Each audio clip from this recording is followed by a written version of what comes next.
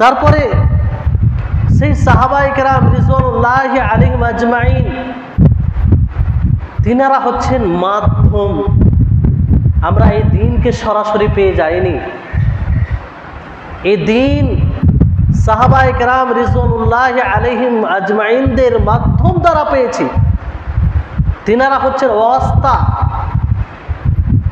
সাহাবায়ে কেরাম তিনারা সেই এটাকে আমানত মনে করে রাসূলের কাছ থেকে যা পেয়েছেন দ্বীনের দিক দিয়ে সেটা পৌঁছে দিয়েছেন, আর সেটা সহজে হয়ে যায়নি। এর জন্য তাদেরকে নিজের জান প্রাণ বিলীন করতে হয়েছে, এর জন্য নিজের মাতৃভূমি ত্যাগ করতে হয়েছে, এর জন্য নিজের আত্মীয় স্বজনের সাথে জিহাদ করতে হয়েছে, এর জন্য নিজে অত্যাচারিত হয়েছেন। নানা রকম ভাবে তিনারা বিসর্জন দিয়েছেন। এই জন্য বিদ্বানগণ বলেন যে আজকে যদি আমরা অনুপরিমাণ সৎ আমল করে থাকি তো অবশ্যই তার পিছনে এই সাহাবায়ে কেরাম রিজওয়ানুল্লাহি আলাইহিম আজমাইনদের ভূমিকা রয়েছে। তাদের কৃতজ্ঞতা প্রকাশ করতে হবে, তাদের ইহসানকে ভুললে চলবে না। আজকে আমরা সেই ইসলামকে দ্বীনকে যেটা সর্বশ্রেষ্ঠ নিয়ামত, সবচেয়ে বড় নিয়ামত, যেই নিয়ামতের সাথে কোনো নিয়ামতের তুলনা করা যায় না, সেই নিয়ামতকে খুব সহজেই পেয়ে গেছি। কোনো পরিশ্রম নেই, কোনো প্রাণ দিতে হয়নি, কোনো মাতৃভূমি ত্যাগ করতে হয়নি। কিন্তু সাহাবায়ে কেরাম রিজওয়ানুল্লাহি আলাইহিম আজমাইন যখন এই দ্বীনকে পান তখন সবকিছু তাদেরকে ত্যাগ করতে হয়েছে। সম্মানিত উপস্থিতিগণ, আজকে যে আমরা সালাত আদায় করছি, আজকে যে আমরা যাকাত দিচ্ছি, আজকে যে আমরা হজ করছি, আজকে যে আমরা বিভিন্নভাবে বিভিন্ন প্রকারের ইবাদত করছি, মূলত সাহাবায়ে কেরাম রিজওয়ানুল্লাহি আলাইহিম আজমাইনদের পরিশ্রমের একটা ফলাফল। তিনারা নিছকভাবে ত্যাগ স্বীকার করেছেন, ফলে এই অবস্থায় আমরা পৌঁছেছি আল্লাহ তাবারক ওয়া তাআলার তৌফিকে। সম্মানিত উপস্থিতিগণ, তারপরে তিনারা এই ইসলাম শরীয়ত ইসলামের যতগুলো বিধান রয়েছে নবী সাল্লাল্লাহু আলাইহি সাল্লামের কাছ থেকে যেমনভাবে নিয়েছেন তেমনভাবে তিনারা আমল করে সেটা পৌঁছে দিয়েছেন, আমল করে দেখিয়েছেন।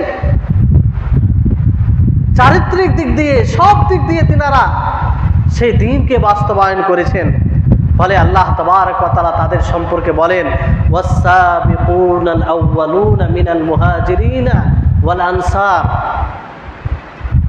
ওয়াল্লাযীনা ইত্তাবাউহুম বিইহসানিন রাদিয়াল্লাহু আনহুম ওয়া রাদু আন। যে আনসার ও মুহাজিরিনদের মধ্যে যারা অগ্রগামী, যারা এগিয়ে থাকে এবং তাদের যারা ভালোভাবে অনুগত্য করে, আল্লাহ তাআলা তাদের প্রতি সন্তুষ্ট এবং তারা আল্লাহর প্রতি সন্তুষ্ট। এটা কার প্রশংসা বলুন তো?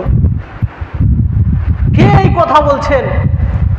সেই মহান আল্লাহ তাআলা যিনি আমাদেরকে সৃষ্টি করেছেন, যিনার সৃষ্টির উদ্দেশ্যই হচ্ছে যাতে তার বান্দা তার দাসত্বকে বাস্তবায়ন করে, তার গোলামি করে। তিনি এই জন্য সৃষ্টি করেছেন, তিনি দেখতে চান যে তার বান্দার মধ্যে কে উত্তমভাবে তার দাসত্ব করে, তার ইবাদত করে। সাহাবায়ে কেরাম এমনভাবে আল্লাহ তাআলার ইবাদত করেছিলেন যে আল্লাহ তাআলা বলছেন রাদিয়াল্লাহু আনহুম ওয়া রাদু আন, যে আল্লাহ তাআলা তাদের প্রতি সন্তুষ্ট এবং তারা আল্লাহর প্রতি সন্তুষ্ট। এর চেয়ে আর বড় শাহাদাত, এর চেয়ে বড় পুরস্কার আর কি হতে পারে? এটা সবচেয়ে বড় পুরস্কার, আল্লাহ তাবারক ওয়া তাআলা কারো প্রতি সন্তুষ্ট হয়ে যাওয়া। কারো ব্যাপারে এই কথা বলা যে আমি তার প্রতি সন্তুষ্ট, আর এই সন্তুষ্ট এমনি এমনি হয়ে যায়নি। আল্লাহ তাআলা এটাও বললেন যে তারাও আমার প্রতি সন্তুষ্ট। একটু পরে আমরা জানতে পারবো যে তারা যে আল্লাহর প্রতি সন্তুষ্ট হয়েছিল এটা কি সহজ বিষয় ছিল? তাদের জীবনী পড়ুন, বুঝতে পারবেন। এত দুঃখ কষ্টে থাকা অবস্থাতেও তারা কোনো সময় আল্লাহর উপরে অভিযোগ করে। সম্মানিত উপস্থিতিগণ, এই সাহাবীদের প্রশংসা আল্লাহ তাবারক ওয়া তাআলা কোরআনে বিভিন্ন জায়গায় করেছেন। তারপরে তাদের পুরস্কারের কথা আরো বলেছেন আল্লাহ তাআলা, যে তাদের জন্য আল্লাহ তাআলা কিছু জান্নাত তৈরি করে রেখেছেন, যে জান্নাতের তলদেশে নহর জারি হবে, আর সেখানে তারা চিরস্থায়ী হিসাবে থাকবে, আর এটাই হবে তাদের মহা সফলতা। সম্মানিত উপস্থিতিগণ, অনুরূপভাবে আল্লাহ তাআলা প্রশংসা করতে গিয়ে বলছেন মুহাম্মাদুর রাসূলুল্লাহ ওয়াল্লাযীনা মাআহু আশিদ্দাউ আলাল কুফফার রুহামাউ বাইনাহুম তারাহুম রুকআন সুজদা ইয়াবতাগুনা ফাদলাম মিনাল্লাহি ওয়া রিদওয়ানা। কি চমৎকার প্রশংসা, কি চমৎকার প্রশংসা আল্লাহ তাআলার। সেই সাহাবীদের সম্পর্কে আল্লাহ তাআলা বলছেন যে মুহাম্মদ আল্লাহর রাসূল এবং যারা তার সাথে রয়েছে তারা কাফিরদের উপরে অতি কঠোর, আর আপোষে তারা এক অপরের প্রতি সহনশীল, দয়া করেন। আপনি তাদেরকে দেখবেন রুকআন সুজদা, রুকু অবস্থায় দেখবেন, সাজদারত অবস্থায় দেখবেন, ইয়াবতাগুনা ফাদলাম মিনাল্লাহি ওয়া রিদওয়ানা, যে তারা আল্লাহ তাআলার সান্নিধ্য লাভ করবে, তারা আল্লাহ তাআলার সন্তুষ্টির সন্ধানে থাকবে। সম্মানিত উপস্থিতিগণ, যেই সাহাবীদের ব্যাপারে আল্লাহ তাবারক ওয়া তাআলার এইভাবে প্রশংসা, সেই সাহাবীরা কত মর্যাদার অধিকারী হতে পারে। বড় দুঃখ হয়, বড় আফসোস হয় যে আমাদের সমাজে এক প্রকার এক শ্রেণীর মানুষের আবির্ভাব ঘটেছে, যারা সাহাবীদেরকে নিয়ে কটূক্তি করে, যারা সাহাবীদের উপরে কটু মন্তব্য করে, যারা সাহাবীদের উপরে বিচার করে। মনে রাখবেন, আজকের এই প্রোগ্রামে আপনাদেরকে বিশেষভাবে এই পয়গাম দিতে চাই, আর এটা মানদণ্ড, আপনাদেরকে মানদণ্ড হিসাবে বলতে চাই। যে ব্যক্তি সাহাবীর ব্যাপারে কটূক্তি করবে, যে ব্যক্তি সাহাবীর ব্যাপারে কুমন্তব্য করবে, তার গুমরাহির ব্যাপারে অনুপরিমাণ সন্দেহ করবেন না, সে পথভ্রষ্ট, এতে কোনো সন্দেহ নেই। যে আল্লাহ তাআলা পবিত্র কালাম মাজিদে সুস্পষ্টভাবে ঘোষণা করেছেন যে আল্লাহ তাআলা তাদের প্রতি সন্তুষ্ট, তারা আল্লাহর প্রতি সন্তুষ্ট। আবার কে বিচার করবে এর উপরে? কার এত সাহস আছে যে আল্লাহর বিচারের উপরে, আল্লাহর ফয়সালার উপরে মানুষ ফয়সালা করবে? আজকে এক শ্রেণীর মানুষ সমাজে পাবেন বিভিন্নভাবে সাহাবীদেরকে কলুষিত করার চেষ্টা করে। তো মনে রাখবেন, যারা সাহাবীদের ব্যাপারে কুমন্তব্য করে, সাহাবীদের ব্যাপারে এমন কিছু লেখে যে তাদের মান সম্মানে ব্যাঘাত ঘটায় কিংবা এইরকম প্রচেষ্টা করে, তাকে গুমরাহ মনে করবেন, তাকে পথভ্রষ্ট মনে করবেন, তার কথা শুনবেন না, তার সাথে বয়কট করবেন। কারণ সাহাবীদের ভালোবাসা ঈমানের পরিচয়, সাহাবীদের ভালোবাসা মানে আল্লাহকে ভালোবাসা। আর মনে রাখবেন, সাহাবী পুরো জামাত যখন কথা বলা হবে, তখন সাহাবীদের ব্যাপারে আমরা এটা বলতে পারি যে সাহাবীদের পুরো জামাত মাসুম। সমস্ত সাহাবায়ে কেরাম কোনো ভুলের উপরে একত্রিত হতে পারে না, কোনো ভুলকে এককভাবে সমর্থন করতে পারে না, যেটা হাদিস দ্বারা প্রমাণিত। নবী করিম মুহাম্মদ সাল্লাল্লাহু আলাইহি সাল্লাম তিনি বলেন যে আমার উম্মত, সকল উম্মত জালালাতের উপরে, গুমরাহির উপরে এক হতে পারে না। তো সেই সাহাবা যাদেরকে নবীর সহযোগী হিসাবে চয়ন করেছেন, আল্লাহ তাআলা চয়ন করেছেন, তারা সকলেই কোন ভুলের উপরে এককভাবে একত্রিত কিভাবে হতে পারে? এটা সম্ভব নয়। সম্মানিত উপস্থিতিগণ, তাহলে এই হচ্ছে সাহাবায়ে কেরাম। এবার আসুন তাদের জীবনে আপনাদেরকে কোন দিকটা বলবো আর কোন দিকটা ছাড়বো। মানে এই সাহাবী সত্যি তাদের জীবনী আমাদের জন্য প্রেরণা। তাদের জীবনী পড়লে, তাদের জীবনী শুনলে আমাদের ঈমান বৃদ্ধি হয়, কিংবা আমরা আরো সচেতন হওয়ার চেষ্টা স্বাভাবিকভাবে করব। তারা ইবাদতে এবং কল্যাণ কাজে অগ্রগামী ছিলেন। তারা বিপুলভাবে ইবাদত করতেন। যেমন আপনাদেরকে একটি হাদিস শোনাই যে সাহাবায়ে কেরাম একটি দল বলছেন, ইয়া রাসূলুল্লাহ, হে আল্লাহর রাসূল, যাহাবা আহলুদ দুসুরি বিদ্দারাজাত ওয়ান নাঈমিল মুকিম, যে যারা বিত্তশালী, যারা ধনী, যাদের কাছে টাকা পয়সা, মাল, ধন দৌলত রয়েছে, তারা জান্নাত নিয়ে এগিয়ে যাচ্ছে, তারা জান্নাতি হয়ে যাচ্ছে। তখন আল্লাহর নবী বলেন, কাইফা যাকা, সেটা কেমন করে, তারা কিভাবে জান্নাতি হয়ে যাচ্ছে? তারা বলল যে, হে আল্লাহর নবী, সল্লু কামা সাল্লাইনা, আমরা যেমন ভাবে সালাত আদায় করি তারাও সালাত আদায় করে। ওয়া জাহাদু কামা জাহাদনা, আমরা যেমন ভাবে জিহাদ সংগ্রাম করি ইসলামকে টিকিয়ে রাখার জন্য, নিজের ঈমানকে টিকিয়ে রাখার জন্য, অনুরূপভাবে তারাও সেটা করে। ওয়া আনফাকু মিন ফুজুলি আমওয়ালিহিম, কিন্তু তারা নিজের অতিরিক্ত মাল থেকে খরচ করে, অনেক মাল খরচ করে তারা। ওয়ালাইসাত লানা আমওয়ালুন, আর আমাদের কাছে মাল নেই, আমরা বিত্তশালী নয়, আমরা ধনী নয়, এই দিক দিয়ে আমরা পিছিয়ে যাচ্ছি। কি আগ্রহ, কি তাদের চিন্তা ভাবনা সেই জান্নাতকে পাওয়ার, সেই জান্নাত সৎ আমল। শুধু তিনারা ইবাদতে এগিয়েছিলেন না তা নয়, তিনারা এটাও ভাবতেন যে আমি আল্লাহর নিকটে বেশি নেকি অর্জন কিভাবে করব। এখানে একটা সূক্ষ্ম বিষয় আপনাদেরকে বলতে চাই, যেটা আমাদের মাঝে নেই। এখানে সাহাবায়ে কেরাম কিন্তু অভিযোগ করেন যে আল্লাহ তাআলা কেন গরিব বানিয়েছেন আমাদেরকে, আল্লাহ তাআলা কেন দরিদ্র বানিয়েছেন। আল্লাহকে, রাসূলকে বললেন যে হে আল্লাহর রাসূল, তারা সওয়াব নেকির কাজ করে, মাল খরচ করে এগিয়ে যাচ্ছে, আমাদের কাছে মাল নেই, ফলে আমরা পিছিয়ে যাচ্ছি। এই কথা বলেনি যে আল্লাহ তাআলা কেন দরিদ্র বানিয়েছে, কেন আমরা গরিব, এই কথা বলেনি। আল্লাহর কাছে সেই পথটা চাইলেন যে আমরাও কিভাবে আমল করে তাদের মতো নেকি অর্জন করতে পারবো। এই ছিল সাহাবায়ে কেরাম রিজওয়ানুল্লাহি আলাইহিম আজমাইনদের চিন্তাধারা।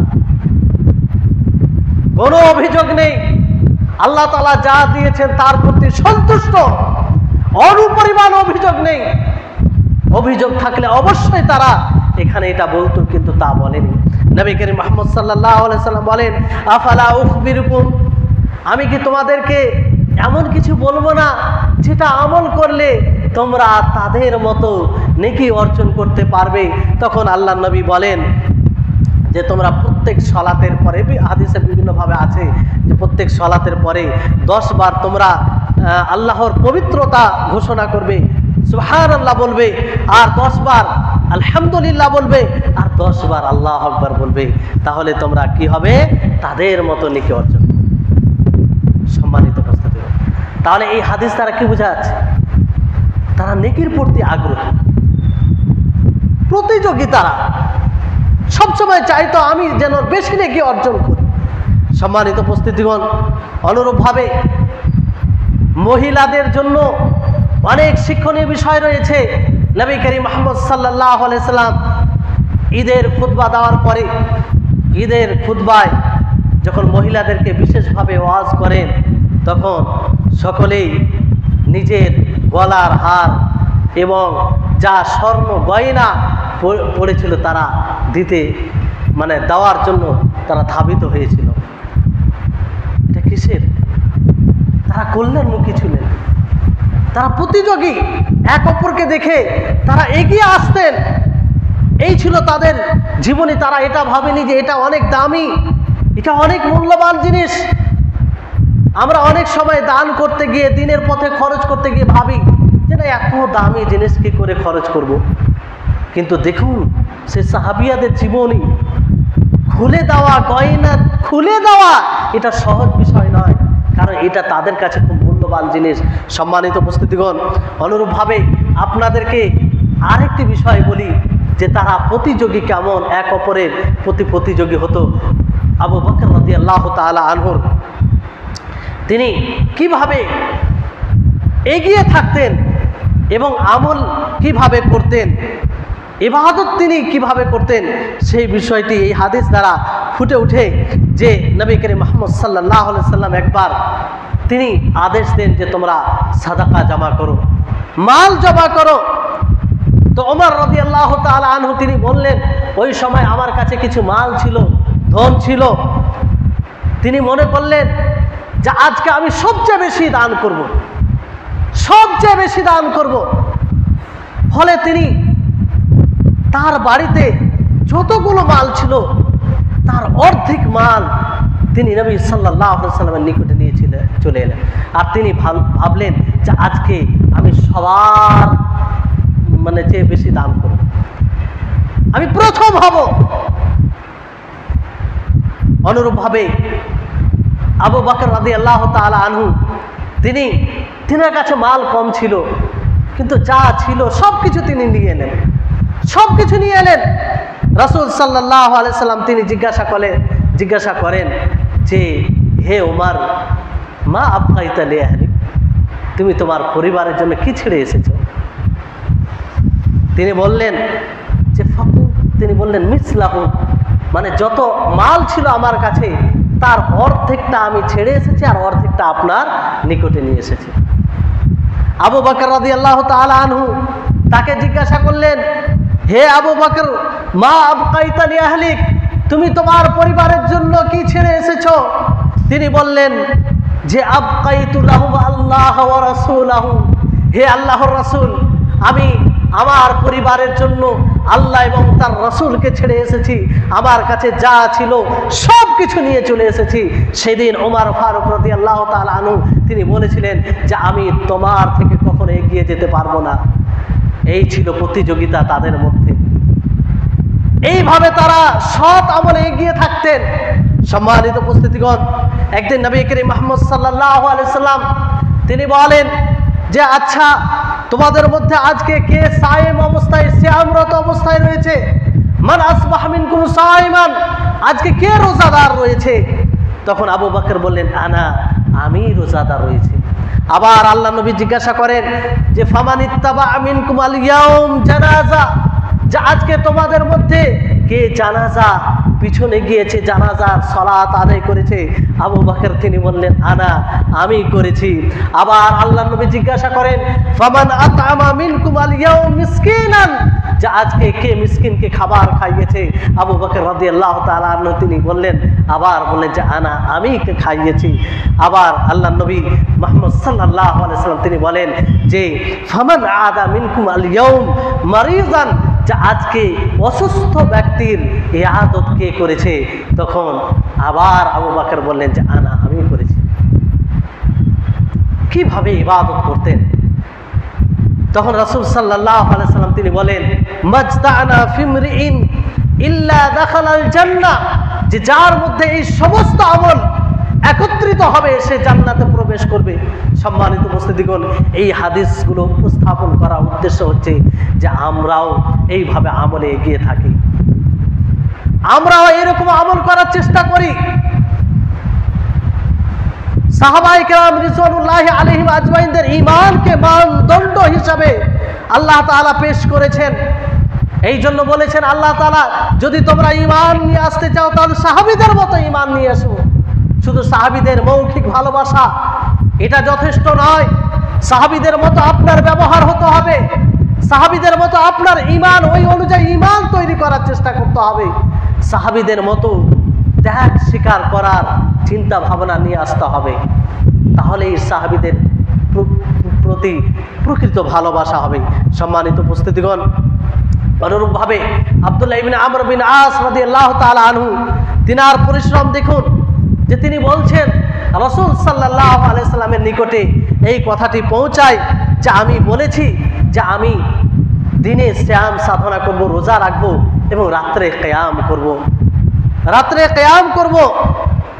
তখন আল্লাহর নবী বলেন যে ইকরাইল কুরআন ফি কুল্লি শাহর, যে তুমি মাসে একবার কোরআন পড়ো, মাসে একবার কোরআন শেষ করো, এটা তোমার জন্য যথেষ্ট।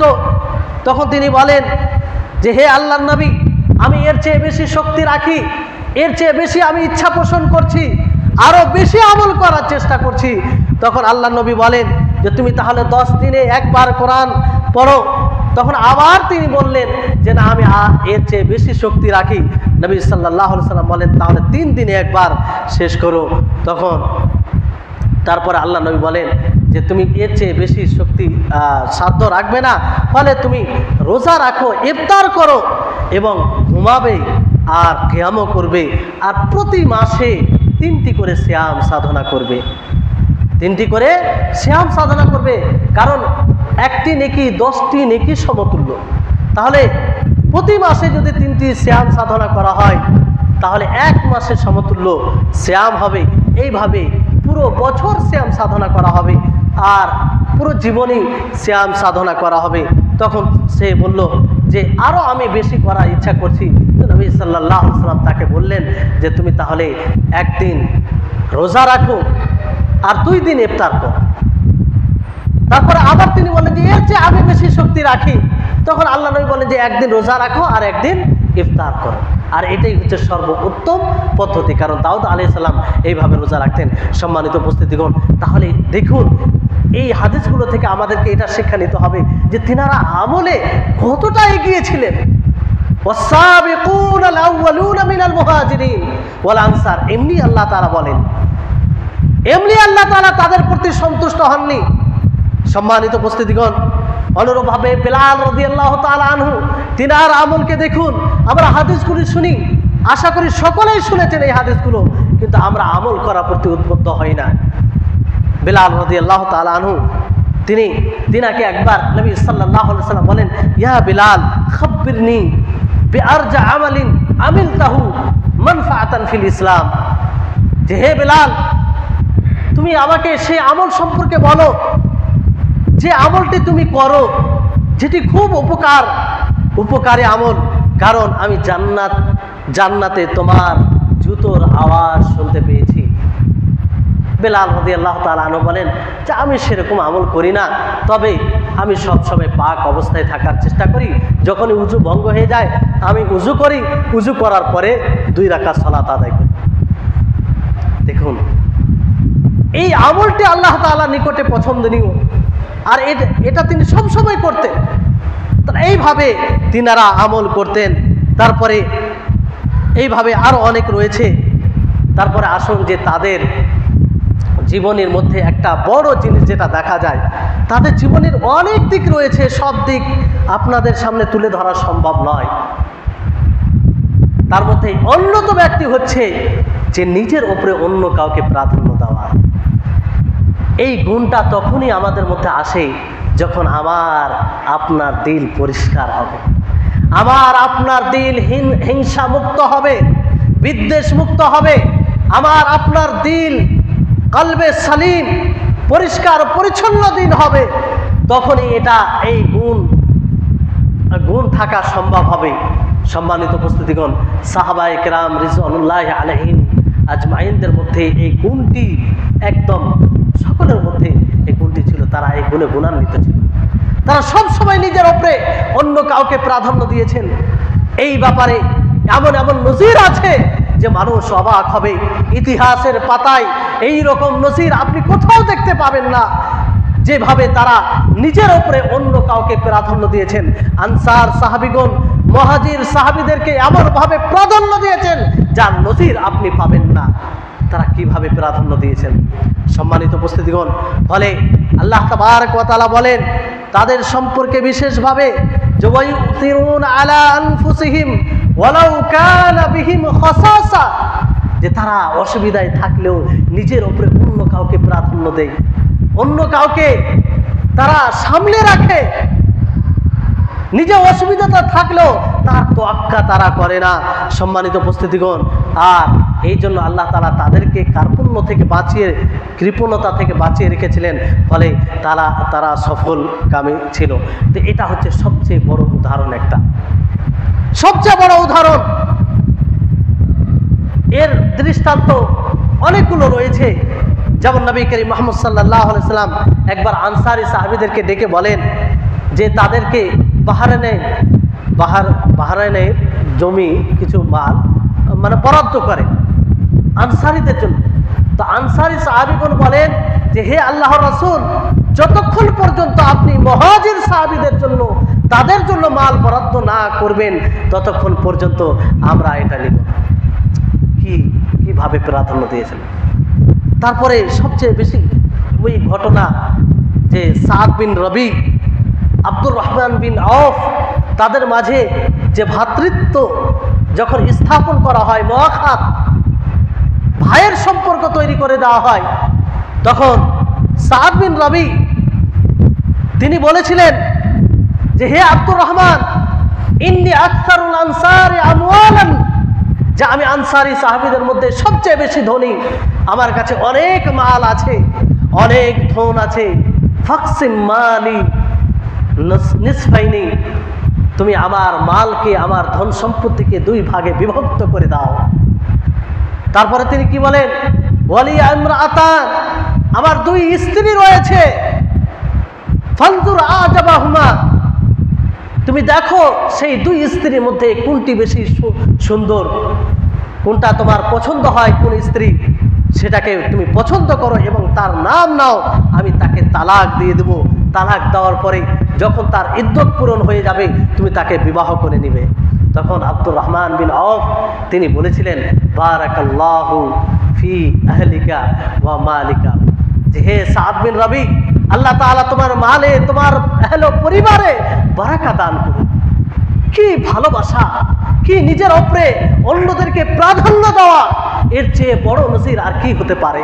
যে নিজের ধন সম্পত্তি অর্ধেক অর্ধেক করে দিচ্ছেন, কোনো তৃতীয়াংশ চতুর্থাংশ নয়, বরং অর্ধেক অর্ধেক নিজের 2 স্ত্রীকে, নিজের 2 স্ত্রী সম্পর্কে পর্যন্ত বলছে যে এই 2 স্ত্রীর মধ্যে যেটা পছন্দ হবে আমি তাকে তালাক দিই, তার ইদ্যত যখন পূরণ হবে তাকে তার সাথে বিবাহ দিয়ে দেব।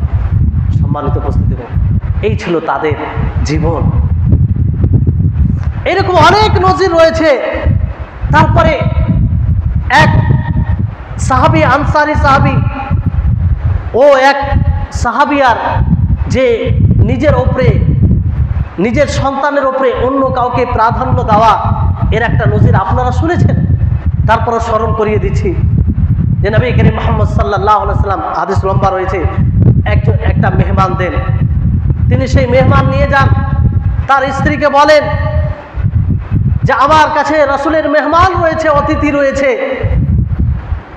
সেই সাহাবীর স্ত্রী তাকে বলে যে বাড়িতে শুধু বাচ্চাদের খাবার রয়েছে, মা ইনদানা ইল্লা কুতু সিবিয়ানি, যে আমার কাছে শুধু বাচ্চাদের খাবার রয়েছে। তাদের উভয়ের খাবার ছিল না, শুধু বাচ্চাদের খাবার। কিন্তু মেহমান কার ছিল দেখতে হবে।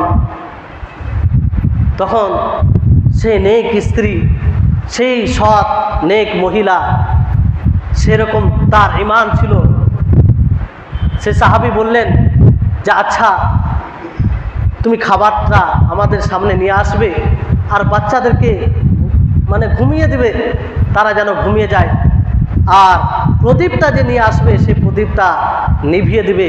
আমি অতিথির সামনে পাশে থাকবো, খাওয়ার মানে মিছামিছি খাওয়ার যেটা একটা হয় সেরকমভাবে আমি খাবো, যাতে সে বুঝতে পারে যে আমি খাওয়া দাওয়া করছি তার সাথে। এই ঘটনা আল্লাহ তাআলা সব কিছু দেখেছেন। ফলে আল্লাহ তাআলা বলেন যে তোমাদের এই ঘটনা দেখে, তোমাদের এই দৃশ্য দেখে আল্লাহ তাআলা হেসেছেন এবং পছন্দ করেছেন তোমাদের এই উভয়ের কর্মকে।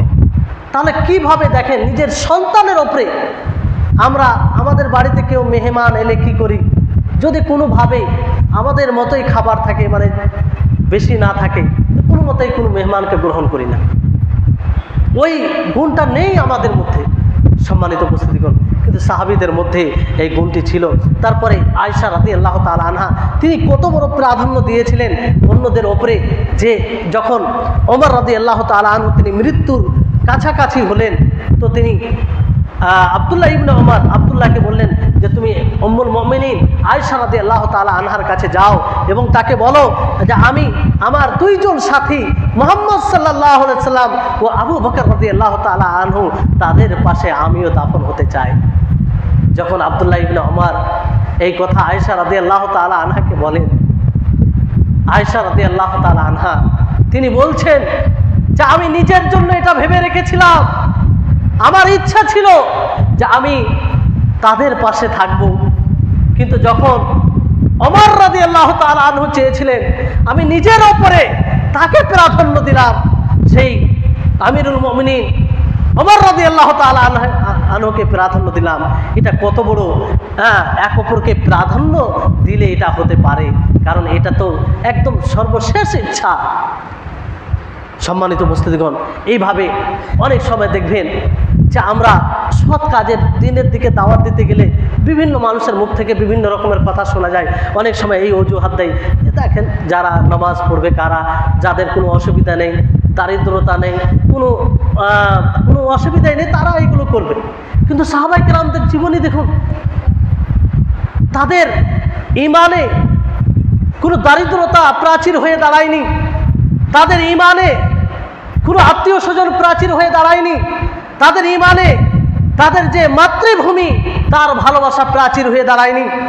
যখনই আল্লাহ এবং তার রাসূলের দোহাই দিয়ে কোনো কথা শুনেছেন, যখনই আল্লাহ এবং তার রাসূলের ডাক শুনেছেন, সমস্ত কিছুকে ত্যাগ করার জন্য তিনারা তৈরি হয়ে গেছেন। সম্মানিত উপস্থিতিগণ, কারণ তারা এতেই স্বাদ পেয়েছেন, এতেই তারা সে ঈমানের স্বাদ পেয়েছেন। তাদের জন্য সহজ, এই সব বিষয়গুলো সহজ হয়ে গেছিল, কারণ তারা সেইভাবে আল্লাহর প্রতি ঈমান রেখেছিল। সম্মানিত উপস্থিতিগণ, সাহাবায়ে কেরাম রিজওয়ানুল্লাহি আলাইহিম আজমাইন, তাদের কাছে ঠিকমতো খাবারও ছিল না, ঠিকমতো থাকার জায়গা ছিল না, তারপরও তাদের ঈমান দেখুন কতটা মজবুত ঈমান ছিল। আবু হুরায়রা রাদিয়াল্লাহু তাআলা আনহু তিনি বলেন যে আমি অনেক সময় খিদার জ্বালায় পেটে পাথর বেঁধে রাখতাম, পাথর রাখতাম, আর খাবার বলতে খেজুর থাকতো, সেই খেজুর খেয়ে থেকে যেতাম। এইভাবে অনেক হাদিস রয়েছে। তারপরে যখনই তারা ঈমান এনেছে, ঈমান আনার সাহস করেছে, তাদের উপরে অন্যায় জুলুম হয়েছে, যেটা আমরা সকলেই জানি। বেলাল রাদিয়াল্লাহু তাআলা আনহুকে কিভাবে তারা কাফির মুশরিকরা তাদের উপরে, বেলাল রাদিয়াল্লাহু তাআলা আনহুর উপরে অন্যায় করেছে, জুলুম করেছে, তারপরে কি তিনি ভেঙে পড়েছিলেন? না, তিনার ঈমান আরো মজবুত হয়েছিল। এতটা দৃঢ় ঈমান ছিল তাদের মধ্যে।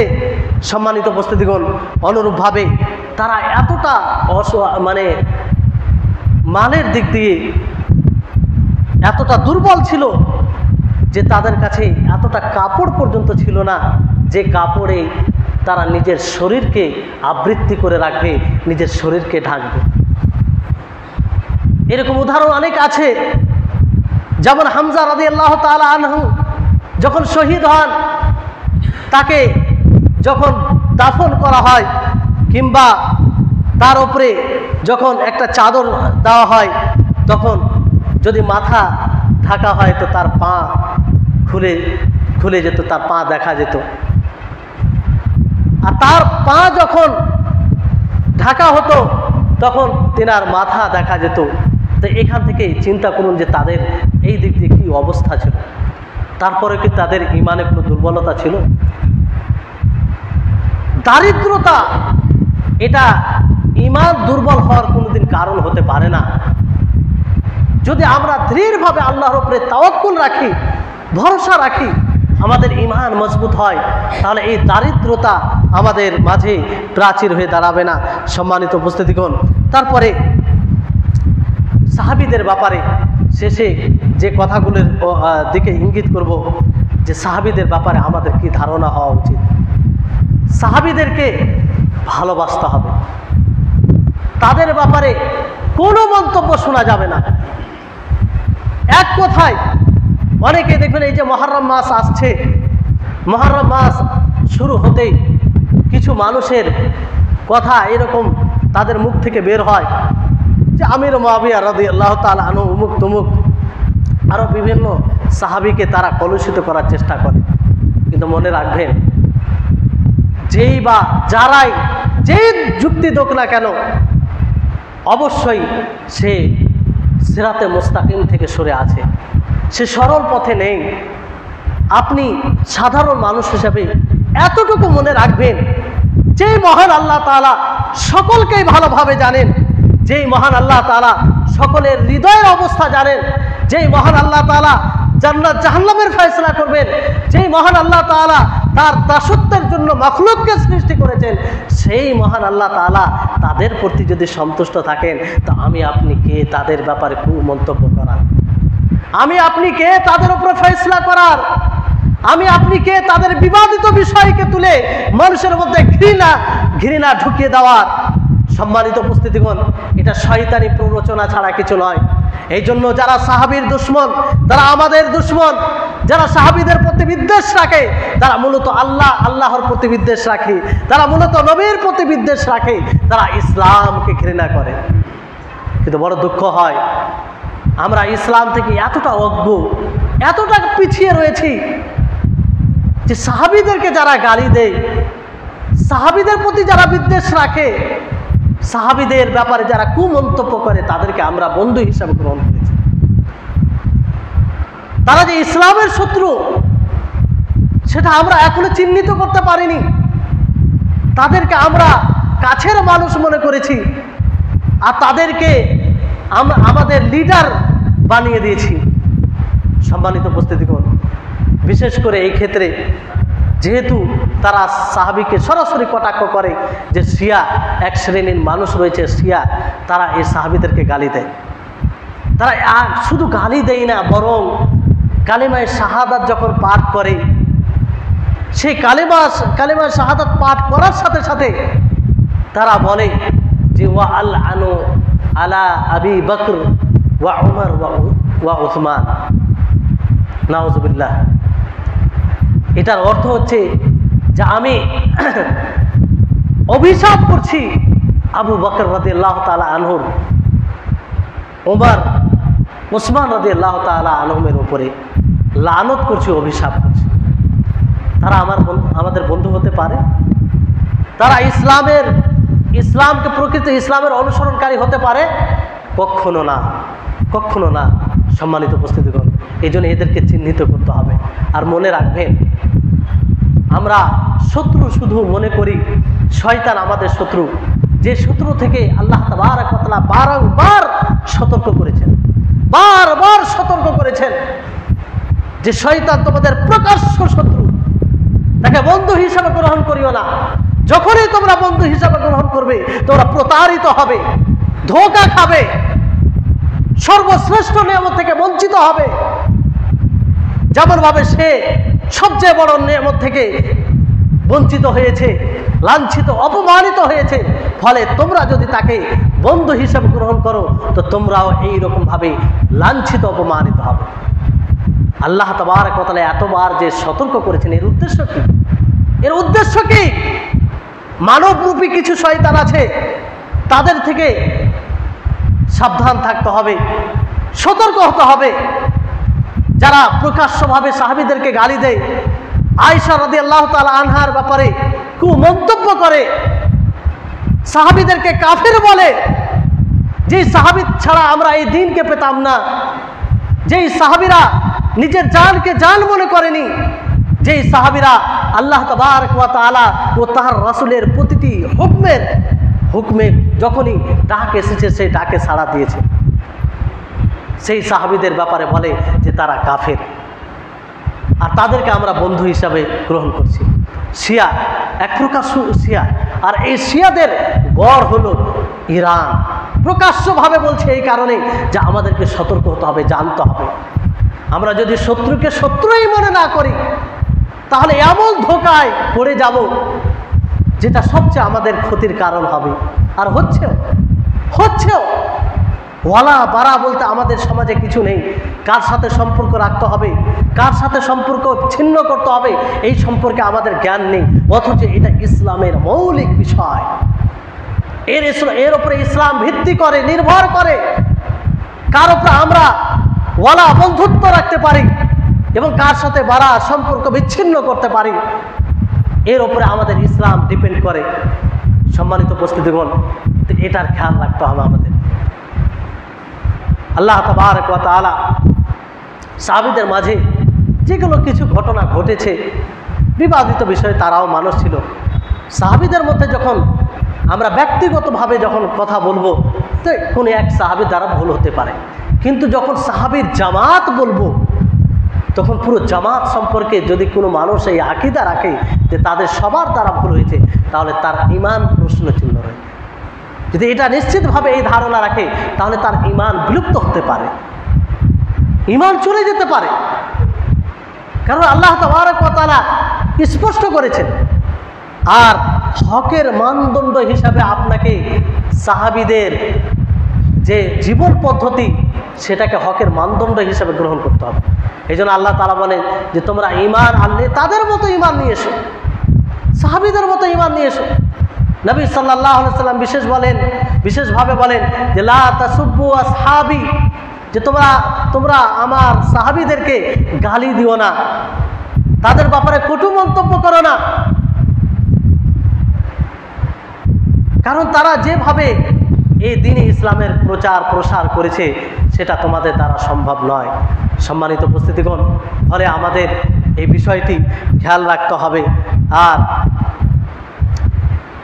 আর একটি বিষয় যে সাহাবায়ে কেরাম রিজওয়ানুল্লাহি আলাইহিম আজমাইন, আমাদের সাধারণ মানুষদের মাঝে এটা দেখি যে সাহাবীদের সম্পর্কে জ্ঞানের খুব অভাব।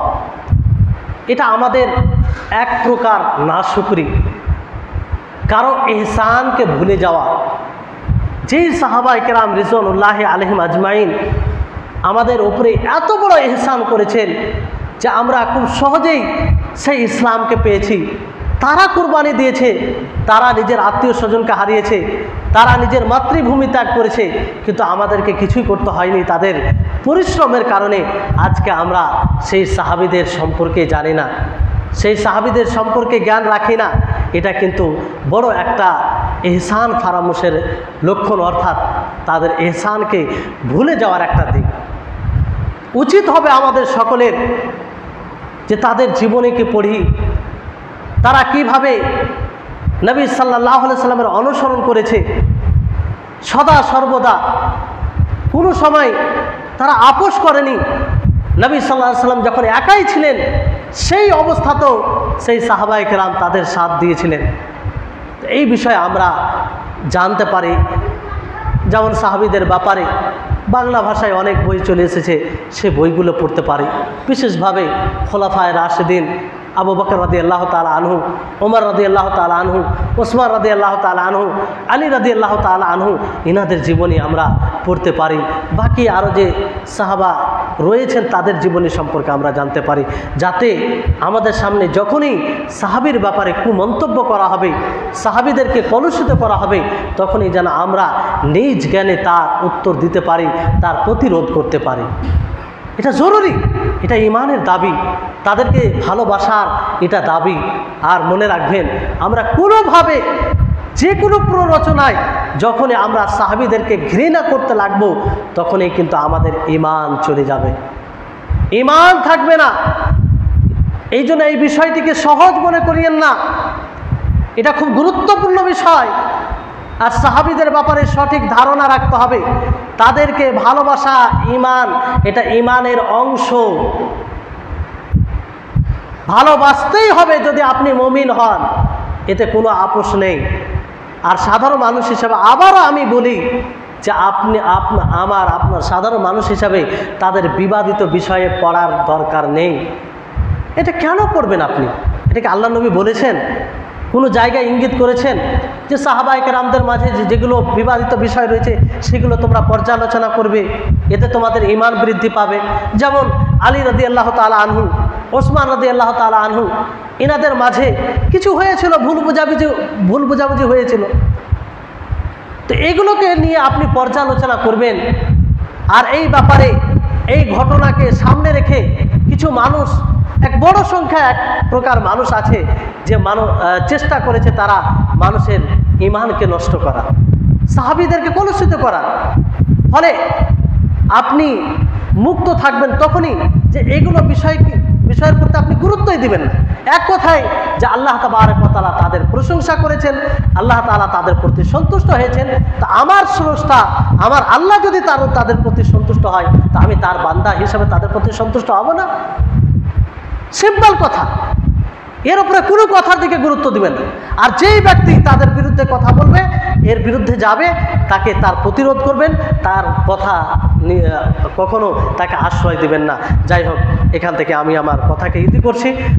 আজকের যে আলোচনার যেটা বিষয়, মুখ্য যেটা পয়গাম হচ্ছে আপনাদের নিকটে যে সাহাবীদের ঈমান আমাদের জন্য মানদণ্ড, সাহাবীদের জীবনী থেকে অনেক শিক্ষা রয়েছে। ফলে আমরা সাহাবীদের জীবনী পড়ব এবং সেই মতো আমরা চলার চেষ্টা করব। আখলাক, চরিত্রে সব কিছু সাহাবীদের মধ্যে সব রকম উদাহরণ পাবেন। আপনি ব্যবসায়ী কেমন হবেন তারও উদাহরণ পাবেন। আপনি বিত্তশালী হলে কেমনভাবে আপনি ইসলামের পথে নিজের অর্থকে ব্যয় করবেন তারও উদাহরণ পাবেন। আপনি দরিদ্র আছেন, অসহায় আছেন, সেই অবস্থাতে থেকে আপনি দিনের ওপরে কেমনভাবে থাকবেন তারও নজির পাবেন আপনি। সাহাবীরা যে দিনের জন্য নিজের আত্মীয় স্বজনকে কিছুই মনে করেনি তারও উদাহরণ রয়েছে। সর্বপ্রকারের উদাহরণ সেই সাহাবীদের জীবনীতে রয়েছে। ফলে আমরা সেই সাহাবীদের জীবনীকে পড়ে সেই মতো আমরা নিজেকে গড়ার চেষ্টা করব। আল্লাহ তাআলা যেন আমাদের সকলকে তৌফিক দান করেন, আর আমরা যেন আল্লাহ তাআলার প্রিয় বান্দা হতে পারি। আর সাহাবীদের বিরুদ্ধে যারাই কথা বলে আমরা তাদের জন্য তাদের প্রতি উত্তর এবং তাদের প্রতিবাদ করতে পারি। তো যাই হোক, বিষয়টি হচ্ছে যে সাহাবী, তো যে বিষয়টি বলছিলাম যে সাহাবী, এটার উপরে এই সাহাবীকে নিয়ে কিছু দল তৈরি হয়েছে।